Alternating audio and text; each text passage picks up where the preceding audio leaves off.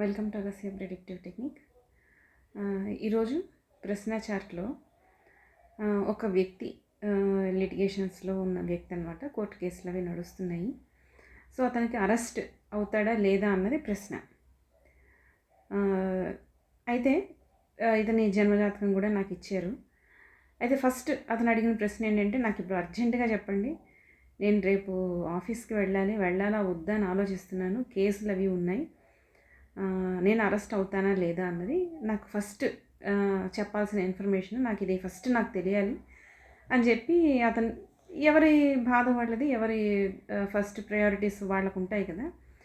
So దాన్ని address చేస్తూ ఇది ప్రశ్న చార్ట్ అనేది వేయడం జరిగింది. ఆ తర్వాత జన్మజాతకం కూడా చెక్ చేయడం జరిగింది. రెండు చూసి ప్రిడిక్షన్ ఇచ్చాను. అయితే మనకి ఒక వ్యక్తి అరెస్ట్ అవుతాడా లేదా అన్నదానికి మనకి కొన్ని భావాలు అన్నవి యాక్టివేషన్లో ఉండాలి. అవి నెగిటివ్గా పనిచేయాలి. మనకి మామూలుగానే తెలుసు, దుస్థానాలు అన్నవి మనకి ఎప్పుడు నెగిటివ్ రిజల్ట్, మారక బాధకాలు అన్నవి మనకి నెగిటివ్ రిజల్ట్ అన్నవి తెస్తూ ఉంటాయి. ఇన్ జనరల్గా మనకి తెలిసిందే. అయితే వ్యక్తి జైలుకి వెళ్తాడా లేదా, అరెస్ట్ అవుతాడా లేదా అని ప్రత్యేకించి మాట్లాడుకునేటప్పుడు ఇవే 12 భావాలు మనకి ఎలా పనిచేస్తాయి అంటే, 6th హౌస్ ఏదైతే ఉందో అది పోలీస్ అన్నమాట. పోలీస్ వ్యవస్థ ఏదైతే ఉందో అది 6th హౌస్ నుంచి 6th హౌస్ 6th కస్ప్ మనకి ఇండికేట్ చేస్తుంది. అలానే 12వ స్థానం అన్నది మనకి ఐసోలేషన్ ప్లేసెస్, జైలు, అసైలమ్స్, ఇవి మనకి ఐసోలేషన్ ప్లేసెస్ అని మనం మండేన్ ఆస్ట్రాలజీలో అవి చెప్పుకుంటాం.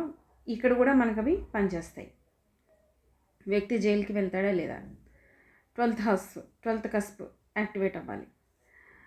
At the same time 9th అన్నది లా, కోర్టు, వీటిని నా 9వ భావం జ్యుడిషియరీ, వీటన్నిటిని చూపిస్తుంది అన్నమాట, న్యాయస్థానాలు.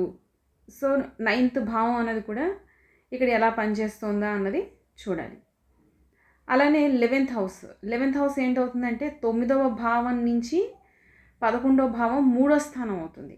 అంటే కోర్టు నుంచి కోర్టు అంటే కమ్యూనికేషన్ ఉంటుంది కదా, కోర్టు కమ్యూనికేషన్ త్రూ ఎలా జరుగుతుందంటే వాళ్ళు ఆర్డర్స్ ఇస్తారు.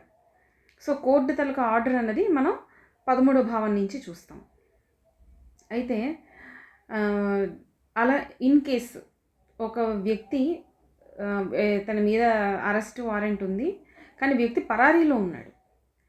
ఈ వ్యక్తిని మనం పట్టుకోవాలి. ఈ పరారీలో ఉన్న వ్యక్తిని పట్టుకోవాలి అంటే ఆ పరారీలో ఉన్న వ్యక్తిని మనం 7వ భావం నుంచి చూస్తాం.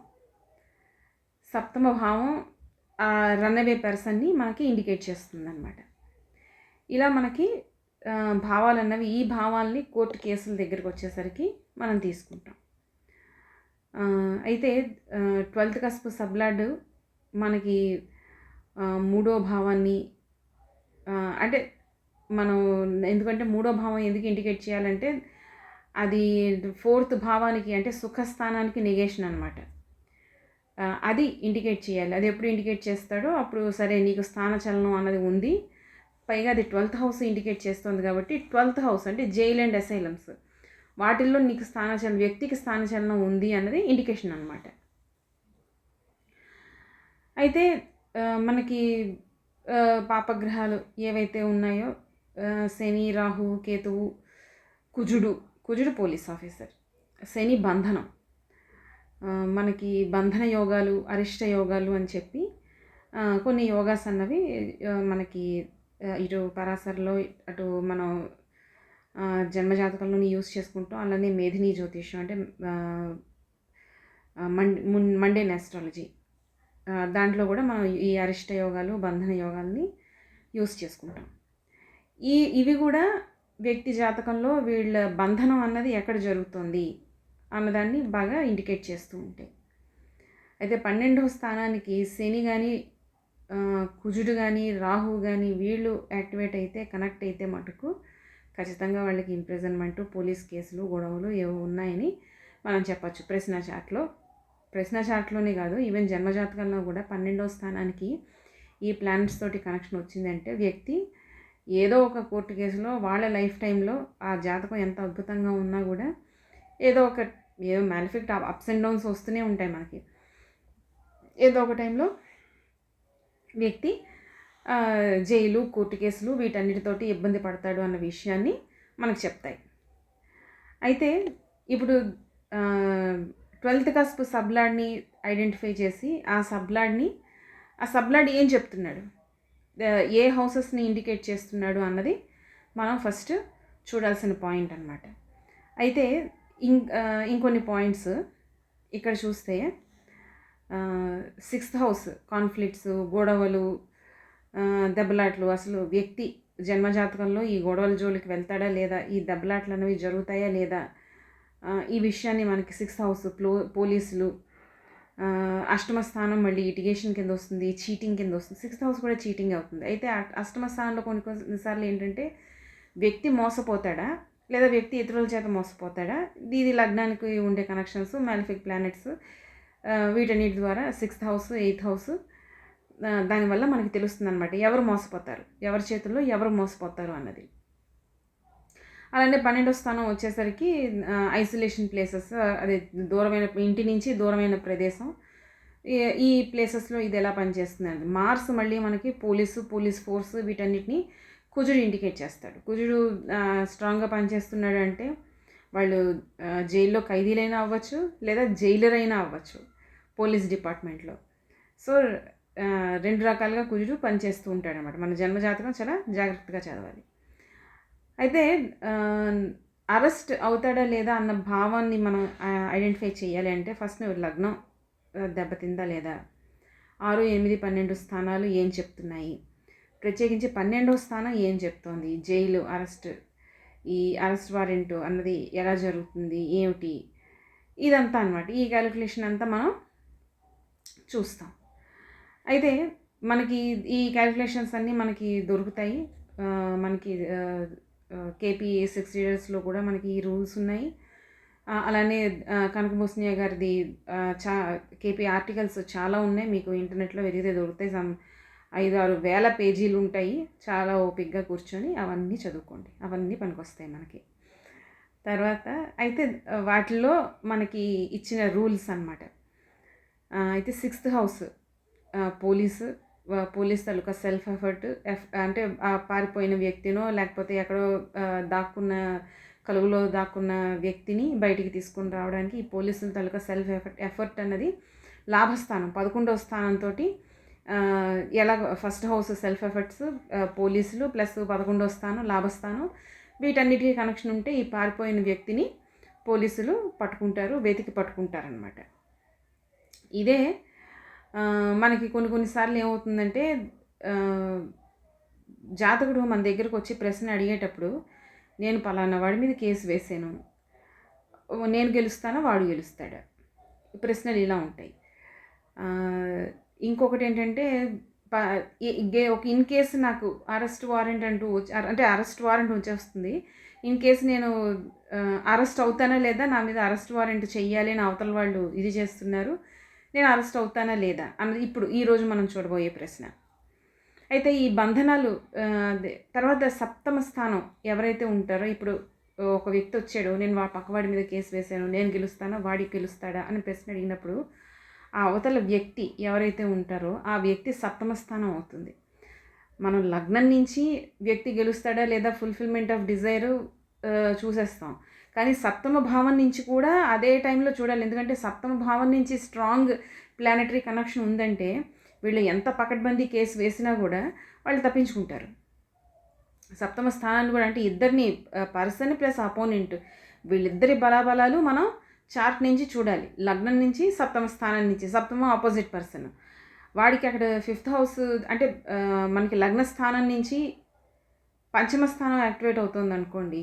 ఈ 5వ స్థానం సప్తమాధిపతికి అంటే 7వ స్థానంలో ఉన్న అపోనెంట్కి లాభస్థానం, అది యాక్టివేట్ అయితే అతను గెలుస్తాడు, అతనికి ఫేవర్గా తీర్పు రావచ్చు.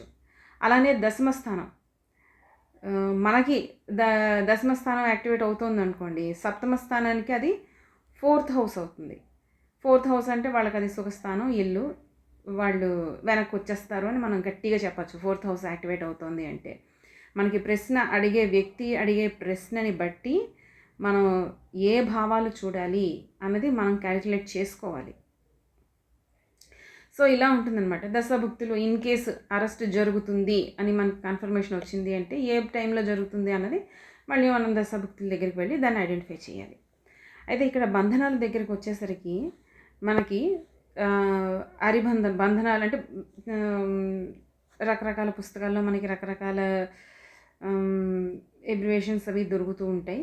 మేజర్గా బంధనాలు అన్నవి అది ఫైనాన్షియల్గా ప్రాబ్లమ్స్ని క్రియేట్ చేయొచ్చు. ఇలా లీగల్ కోర్టు కేసులు అలాంటివి క్రియేట్ చేయొచ్చు. ఫ్యామిలీ వివాహ విషయంలో బంధనాన్ని క్రియేట్ చేయొచ్చు. లిటిగేషన్స్ అంటే ఫ్యామిలీ ఇన్హెరిటెన్స్ లిటిగేషన్లో ఉండిపోవడం కానీ, లేదా ఒక ఇల్లు కొనుక్కున్నాం లేదా స్థలం కొనుక్కున్నాం పొలం కొనుక్కున్నాం అవి లిటిగేషన్స్లో ఉండిపోవడం కానీ, ఇలాంటి లిటిగేషన్స్ అయినా అవ్వచ్చు. స్కాండిల్స్ అవ్వచ్చు, పక్కవాడు చేసిన దాంట్లో మనం మోసపోవడం. లేకపోతే ఇప్పుడు చాలామంది డబ్బులు కోల్పోతూ ఉంటారు ఈ హార్స్ వాటిలో బెట్టింగ్లో. ఏమిటది లక్కీ డ్రాస్, లక్కీ టికెట్సా లక్కీ నెంబర్సా వాటిని ఏమిటంటారు, దాని ఆ విషయంలో కానీ లక్కీ డిప్స్ ఆ విషయంలో కానీ వాళ్ళంతటి వాళ్ళే అది స్వయంకృత అపరాధం. వాళ్ళంతటి వాళ్ళే మోసపోతూ ఉంటారు.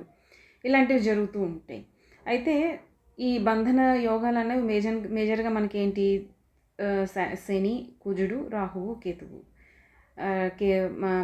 మ్యానిపులేషను అంతా మనకి ఏంటి డిసెప్టివ్ నేచరు, మోసం చేయడం, మోసపోవడం, స్కాండిల్స్లో ఇరుక్కోవడం, ఇవన్నీ రాహు నుంచి మనకి కనిపిస్తూ ఉంటాయి. పోలీసు కోర్టు విషయాలు, సడన్ అరెస్టులు, సడన్ యాక్సిడెంట్ కూడా మనకి బంధన యోగమే. దీర్ఘకాలిక రోగాలు కూడా మనకి బంధన యోగమే. ఎందుకంటే అది ఆ బంధన యోగం అన్నది కొన్ని ఇయర్స్ సఫరింగ్ని చూపిస్తుంది. ఇలాంటి కాన్ఫ్లిక్ట్స్, గొడవలు, దెబ్బలాట్లు, అది మున్సిపాలిటీ లెవెల్లో గొడవలైనా, పెద్ద పెద్ద కోర్టు కేసుల వరకు వెళ్ళినా, పంచాయతీలో కోర్టు కేసులు వెళ్ళినా, ఏదైనా కూడా అది ఆ గొడవలు ఆ దెబ్బలాట్లు మనకి కుజుడు ద్వారా మనకు కనిపిస్తూ ఉంటాయి. శని దగ్గరికి వచ్చేసరికి ఒక విషయం ముందరికి కదలకుండా డిలే అవుతుంది, పోస్ట్పోన్ అవుతూ ఉంటుంది. ఆ విషయం బర్డెన్ కింద తయారవుతుంది అనమాట. వ్యక్తి విసుక్కుంటాడు, ఇది ఎందుకురా దీంట్లోకి వెళ్ళాను నేను, దీంట్లోంచి బయటకు వచ్చేస్తే పీడ విరగడైపోతుంది అన్నంత భయంకరమైన బాధ అన్నది మనకు కనిపిస్తుంది. ఎందుకంటే అక్కడ ఒక ప్లేస్లో డబ్బులు ఇరుక్కుపోయాయి అంటే రెండో ప్లేస్లో టైట్ అయిపోతుంది. ఆ విధంగా అనమాట శని కూడా మనకి బంధన యోగాన్ని చూపిస్తూ ఉంటాడు. పాస్ట్ లైఫ్ కర్మలు ఏవైతే ఉంటాయో వాటిని కూడా తీసుకొస్తూ ఉంటాడు.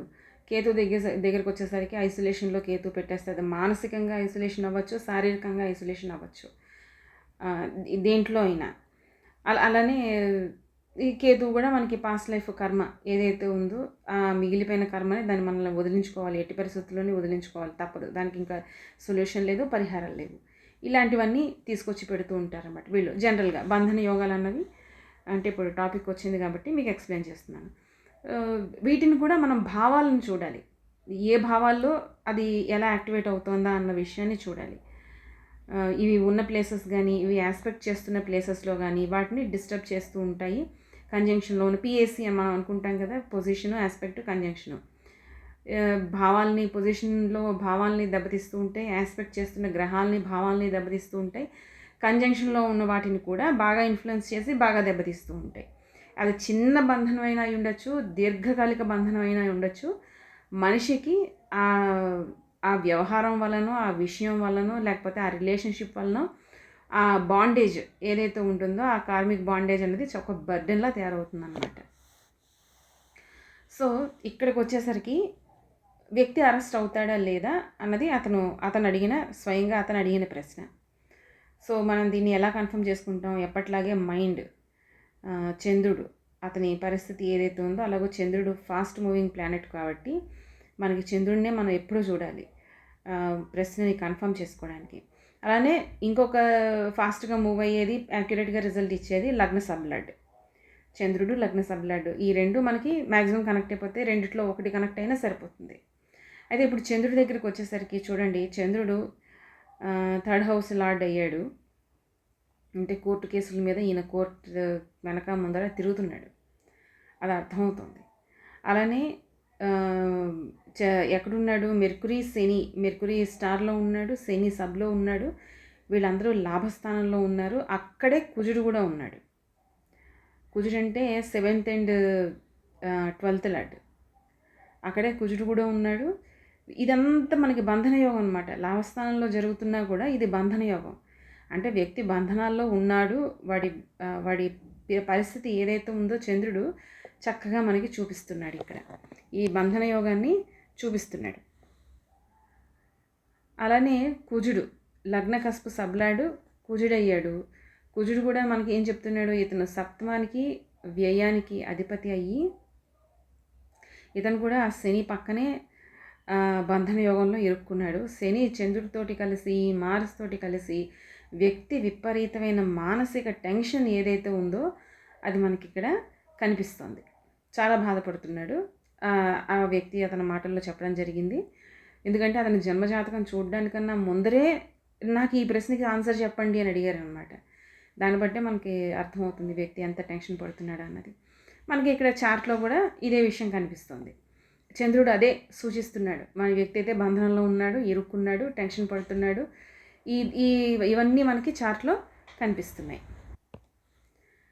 అయితే లగ్న లార్డ్ లగ్నం పాడైన 6, 8, 12 స్థానాలతో బాగా స్ట్రాంగ్ కనెక్షన్ వచ్చినా కూడా వ్యక్తికి ఇబ్బందులు, లిటిగేషను, పోలీస్ కేసులు, ఈ గొడవలు వీటన్నిటిలోని ఇరుక్కుంటాడు అన్న విషయం అర్థమవుతుంది.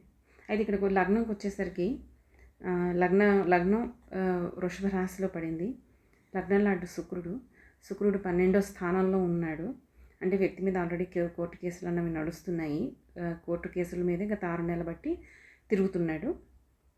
ఒకటి కాదు, రకరకాల అన్నమాట. 2, 3 వేసిన కేసులు. అట్ ద సేమ్ టైం ఇతను కూడా కొంత ఇరుక్కుపోయాడు, కొంత డబ్బు రాకుండా ఇరుక్కుపోయాడు. అలానే 12th హౌస్ విపరీతమైన లాస్, 12th హౌస్ లాస్ని సూచిస్తూ ఉంటుంది. అయితే ఎప్పుడైనా ఒక గ్రహం అన్నది గ్రహం తాలూకా ఏ భావంలో ఉందో ఆ నక్షత్ర లార్డ్ భావం రిజల్ట్స్ తర్వాత ఇస్తాడు. నక్షత్ర లార్డ్ తాలూకా రిజల్ట్ అన్నది చాలా గట్టిగా ఇస్తాడు. ఇది రూల్. అయితే వీనస్ వచ్చేసరికి మనకి సూర్యుడి నక్షత్రంలో ఉన్నాడు, కృతికా నక్షత్రంలో ఉన్నాడు, ఎంటర్ అయ్యాడు. కృతికా నక్షత్రంలో ఉన్నాడు. సూర్యుడు ఎక్కడ ఉన్నాడో చూడండి. సూర్యుడు 3 డిగ్రీల దగ్గర లాభస్థానంలో ఉన్నాడు. 11th హౌస్ని చూపిస్తున్నాడు. వ్యక్తికి 11th హౌస్ని చూపిస్తున్నాడు. అంటే బయటపడ్డాడు, ఇరుక్కోలేదు. ఇది ఏ అష్టమంలోనో, 6th హౌస్లోనో, 12th హౌస్లోనే మళ్ళీ కంజాయింట్ అయ్యి ఉంటే మటుకు ఇబ్బంది అవుతుంది నక్షత్ర లాంటి.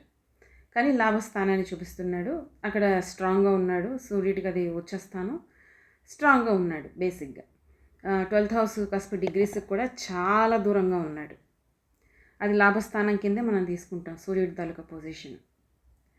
సరే, ఇప్పుడు నెక్స్ట్ ప్రశ్న ఏంటి, జైలుకి వెళ్తాడా లేదా? సో 12th కస్పు సబ్లాడ్ జైలు, అసైలమ్స్ ఏవైతే ఉన్నాయో ఇవి మనకి చెప్తాయి వ్యక్తి జైలుకి వెళ్తాడా లేదా అన్నది. ఏదైనా ప్రశ్న కూడా అదే, నేను జైలుకి వెళ్తానా లేదా. 12th మటుకు ఈ బంధన యోగాలు ఏవైతే ఇచ్చే ప్లానెట్స్ ఏవైతే ఉన్నాయో, మార్స్, శని, రాహువు, కేతువు, ఈ ప్లానెట్స్ ఏమైనా ప్లానెట్స్ ఉన్నాయి అంటే అక్కడ బంధన యోగం ఉంది, ఇతనికి జైలుకి వెళ్ళే ఛాన్స్ ఉంది అన్న విషయం మనం స్ట్రాంగ్గా చెప్పచ్చు. అయితే ఇక్కడ 12th హౌస్కి వచ్చేసరికి మనకి జూపిటర్ వచ్చాడు యాజ్ ఏ 12th కస్ప్ సబ్లాడ్. ఈ 12th కస్ప్ సబ్లాడ్ ఏం చెప్తున్నాడో చూద్దాం. 12th కస్ప్ సబ్లాడ్ జూపిటర్ మెర్కురీ రాశిలో ఉన్నాడు, స్వనక్షత్రంలో ఉన్నాడు, మళ్ళీ జూపిటర్ రాశిలో ఉన్నాడు. అయితే ఒకటి స్వనక్షత్రంలో ఉన్నాడు, స్టెల్లార్ పొజిషను. అలానే జూపిటర్ నక్షత్రంలో వేరే ఏ గ్రహాలు జూపిటర్ నక్షత్రాన్ని ఆక్యుపై చేయలేదు. జూపిటర్కి 3 నక్షత్రాలు ఉన్నాయి కదా, ఆ 3 నక్షత్రాల్లో కూడా వేరే ఏ గ్రహాలు లేవు. ఇక్కడ చూస్తే 12వ భావంలో అన్ని గ్రహాలు ఉన్నాయి, కానీ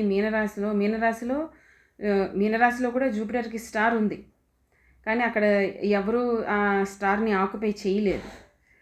సో ఇక్కడ ఏంటంటే జూపిటర్కి ఇటు స్టెల్లార్ స్టేటస్ ఉంది, పొజిషనల్ స్టేటస్ ఉంది, 2 వచ్చాయి.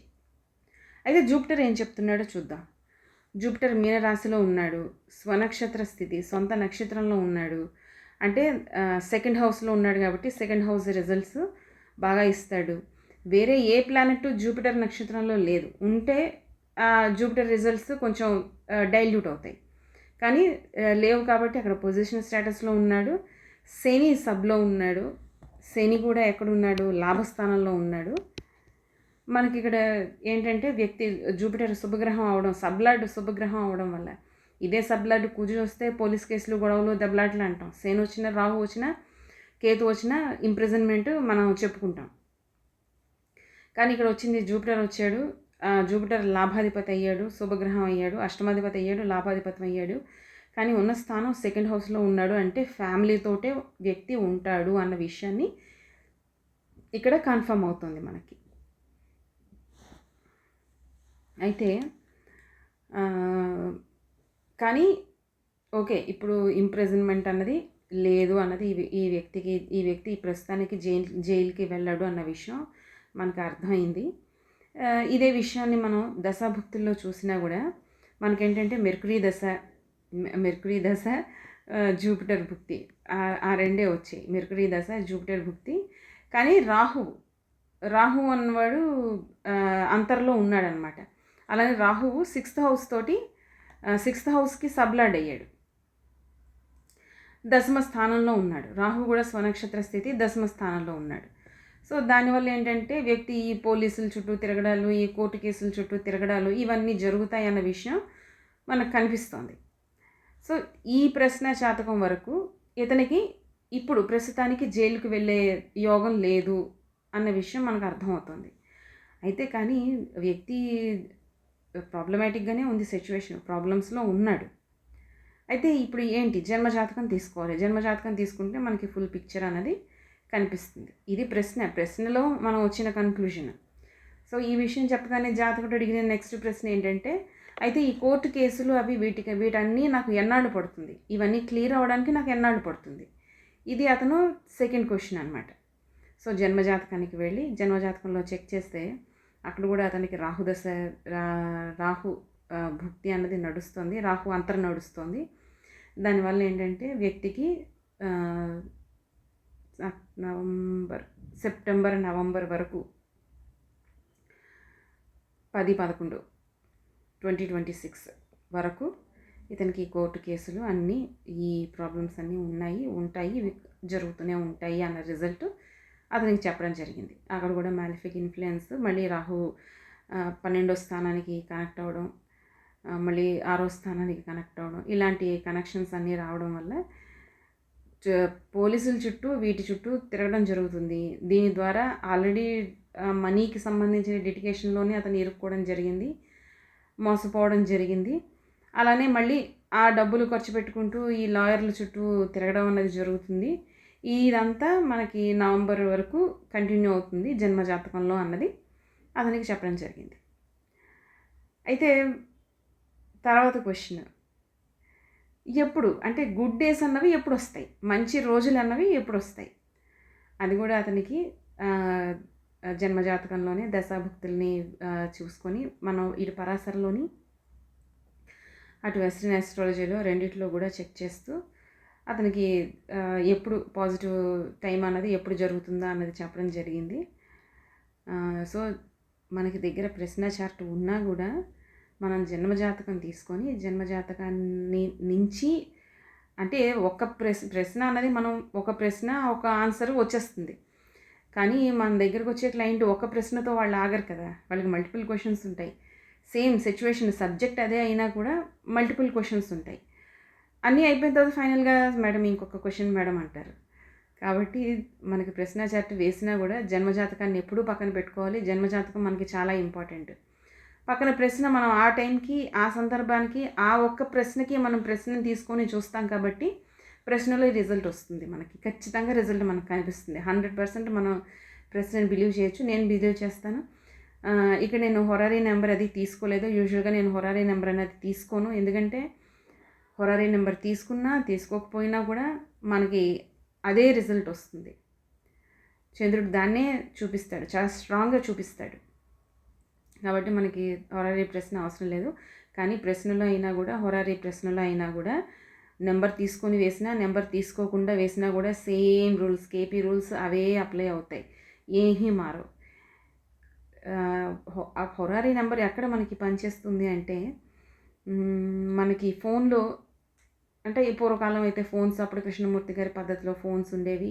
లేకపోతే వాళ్ళ ఇంటికి ఒక 10 మంది వచ్చి వాడి చుట్టూ కూర్చొని టకటక ప్రతి పావు గంటకు ఒకసారి, అరగంటకు ఒకసారి ఒక క్లయింట్, తర్వాత నెక్స్ట్ ఇంకో క్లయింట్ వాళ్ళు ప్రశ్నలు అడుగుతూ ఉంటారు.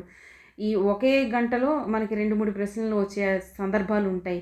ఆ టైంలో మనం ఇండివిజువల్ నెంబర్, హొరారీ నెంబర్ తీసుకుంటే మన సిచ్యువేషన్ని బట్టి హొరారీ నెంబర్ తీసుకోవాలా లేదా అన్నది మనం డిసైడ్ చేసుకుంటాం అన్నమాట. రూల్స్ అన్నీ సేమ్, ఎక్కడ ఏమీ మారవు. ప్రస్తుత కాలంలో ఏంటంటే మనకి ప్రస్తుత కాలంలో అయినా అప్పుడైనా కూడా మనకి ఒకే గంటలో 2, 3 ప్రశ్నల్ని మనం త్రూ ప్రశ్న చార్ట్ మనం ఆన్సర్ చేస్తున్నాము అంటే అక్కడ ఖచ్చితంగా నెంబర్ తీసుకోవాలి, లేకపోతే అవసరం లేదు. ఆ రోజుకి మనకి ఒక ప్రశ్నే మనం వచ్చింది, మనం ఒక ప్రశ్నే వేస్తున్నాం అనుకోండి, మనకి నెంబర్ అవసరం లేదు. So keep watching Agastya predictive technique. Thank you.